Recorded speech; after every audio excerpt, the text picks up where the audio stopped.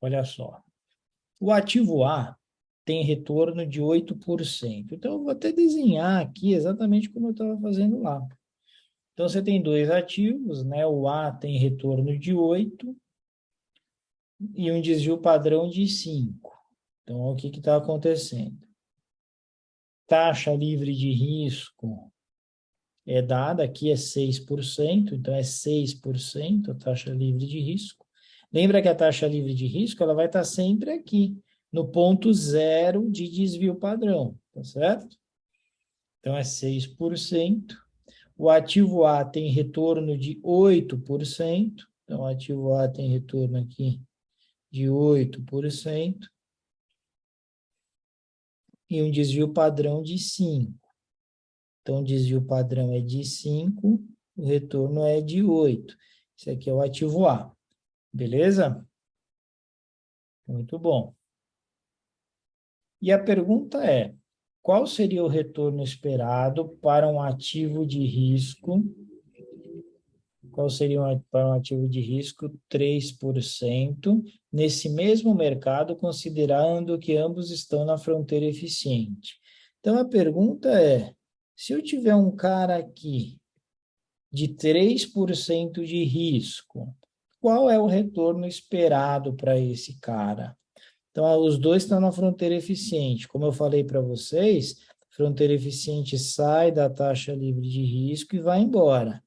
A pergunta é qual é o retorno deste ativo aqui, com risco de 3%, e que está aqui na fronteira eficiente. Beleza? Então, o que eu estou procurando aqui é o ativo X. Legal? Então, a gente precisa fazer essa conta agora, né? Vamos só imaginar o seguinte: índice de Sharpe de todo mundo é o mesmo. Qual vai ser o índice de Sharpe, então, aqui, né? Vou calcular pelos dados que eu tenho do ativo A. Eu sei que o retorno esperado é 8, né? Eu tenho 5% de risco e eu tenho 6% de ativo livre de risco. Índice de Sharpe é o retorno do ativo menos o retorno do ativo livre de risco, dividido pelo desvio padrão desse ativo. Qual que é o retorno aqui do ativo A? 8%. Qual que é o retorno do ativo livre de risco? 6%. Então, está dando 2% a mais que o ativo livre de risco. Mas, para que isso acontecesse, a gente teve que assumir um risco aqui de 5%. Beleza? Então, vou ter que fazer essa conta. 8 menos 6% dá 2%. 2% dividido por 5% vai dar 0,4, né? 0,4. Tá certo? Beleza? Então, o que é 0,4? É o índice de Sharpe aqui de todas as carteiras que estão na fronteira eficiente. Então, está me dizendo, né, que tem uma carteira, que é a carteira X, que ela tem um desvio padrão, um risco de 3%, ela tem um índice de Sharpe de 0,4, o ativo livre de risco é 6, e eu preciso saber qual é o retorno esperado dessa carteira, tá bom? Então, como é que eu vou fazer esse cálculo? Olha só, o índice de Sharpe é isso aqui. O índice de Sharpe agora me é dado, eu tenho esse índice de Sharpe. Então, o índice de Sharpe é 0,4. O meu retorno esperado é o que eu quero achar, é o que ele está me pedindo, né?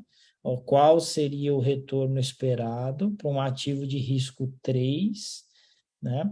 A taxa livre de risco é 6% mesmo, exatamente como está aqui, né? Ela é fixa, 6%. E está dizendo que o risco é de 3%. Então, esse risco ele é de 3% aqui, tá certo? Então, eu preciso descobrir qual que é esse RI aqui. Vamos multiplicar em cruz aqui a bagaça, né? RI menos 6% é igual a 3% vezes 0,4.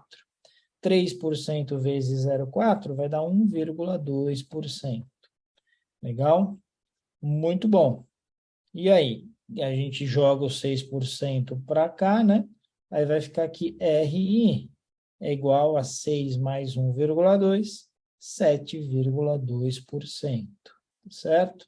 Ou seja, esse número aqui, ó, ele é 7,2%.